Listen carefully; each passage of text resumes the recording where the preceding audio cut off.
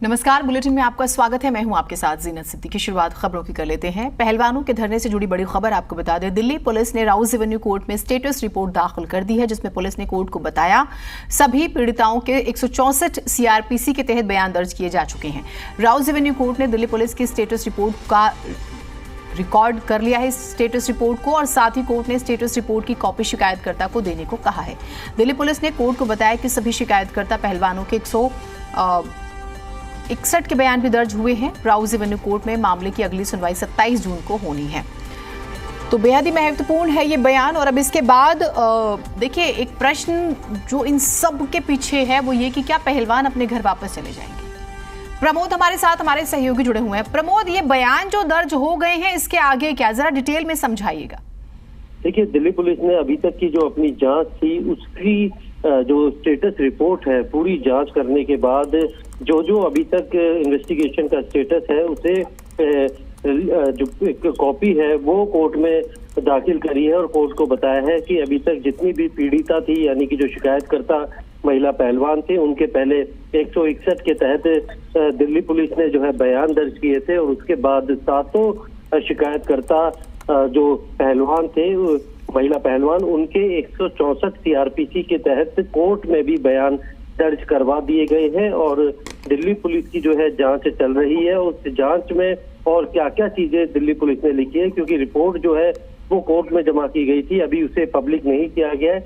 लेकिन कोर्ट में जब जो पहलवानों के वकील, उनका कहना था कि उनको अभी तक जो है स्टेटस रिपोर्ट की कॉपी नहीं दी है, तो फिर कोर्ट के कहने पर जो पहलवानों के वकील थे उनको भी स्टेटस रिपोर्ट की एक कॉपी सौंप दी गई है, ताकि उनको भी ये जानकारी मिल पाए कि अभी तक की पुलिस की जांच में क्या क्या उन्होंने जांच की है और किस स्तर पे जो है अभी जांच पहुंची है। तो अगली जो सुनवाई है 27 जून के लिए मुकर्रर की है, और साथ में एक कॉपी जो है वो पहलवानों के वकील है उनको दे दी गई है, ताकि वो पूरी स्टेटस रिपोर्ट पढ़ के उनको ये समझ में आए कि दिल्ली पुलिस की इन्वेस्टिगेशन कहाँ तक पहुंची है, कितनी चीजें जो है वो दिल्ली पुलिस ने कर ली है, कितने लोगों के स्टेटमेंट दर्ज किए गए हैं। तो इस पूरे मामले में जो एसआईटी बनी थी, उस एसआईटी की जांच को समय समय पर वो जो है कोर्ट में दाखिल जो है स्टेटस रिपोर्ट के तौर पे दिल्ली पुलिस कर रही है, ताकि किसी भी तरीके से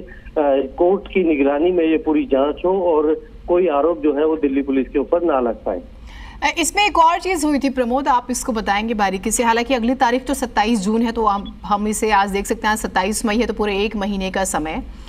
पहलवानों ने राउज एवेन्यू कोर्ट में याचिका दायर करके अनुरोध भी किया था कि बृजभूषण के खिलाफ दर्ज एफआईआर में दिल्ली पुलिस की जांच की निगरानी की जाए।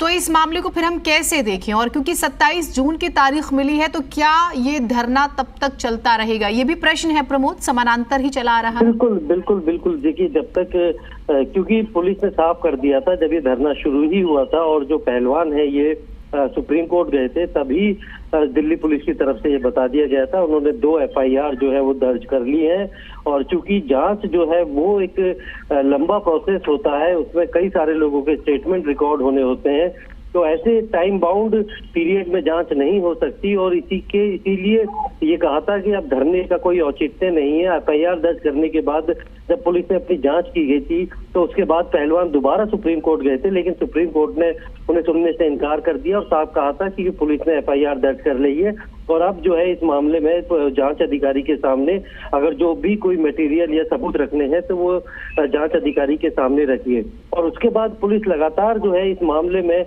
जो भी जांच में प्रगति होती है, जो भी डेवलपमेंट होता है, उसे लेकर कोर्ट में जाती है, राउज एवेन्यू कोर्ट में। वहां पर अपनी स्टेटस रिपोर्ट जो है दाखिल करती है कि कितने लोगों के बयान दर्ज हुए हैं, 164 के तहत कितने लोगों के हुए हैं, और आज उसी रिपोर्ट को कोर्ट पर रखा गया है कि तमाम जितने भी शिकायतकर्ता थे, यानी जो महिला पहलवान थे, उनके 164 के बयान बाकायदा कोर्ट में मजिस्ट्रेट के सामने दर्ज किए जा चुके हैं। उससे पहले 161 के बयान जो दिल्ली पुलिस के सामने होते हैं वो दर्ज किए गए थे, और इस मामले में बृजभूषण से भी पूछताछ की गई है। कई सारे जो है वो सबूत जो है वो मिले हैं। तो तमाम जो क्या क्या चीजें हैं वो रिपोर्ट के अंदर है।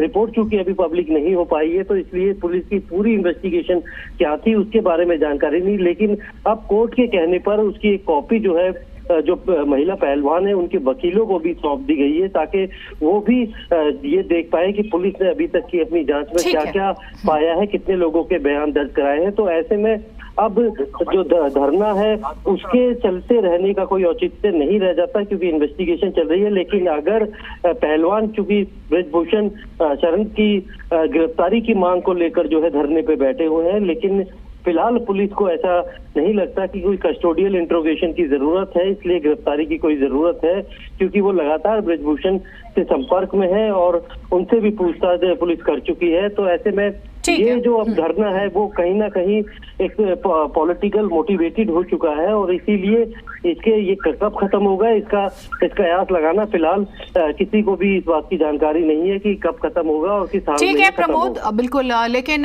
कोई कारण नहीं रह जाता धरना देने का भी। लेकिन पहलवान कहते हैं कि जब तक ब्रजभूषण शरण सिंह की गिरफ्तारी नहीं होती तब तक वो धरने पर बैठे रहेंगे।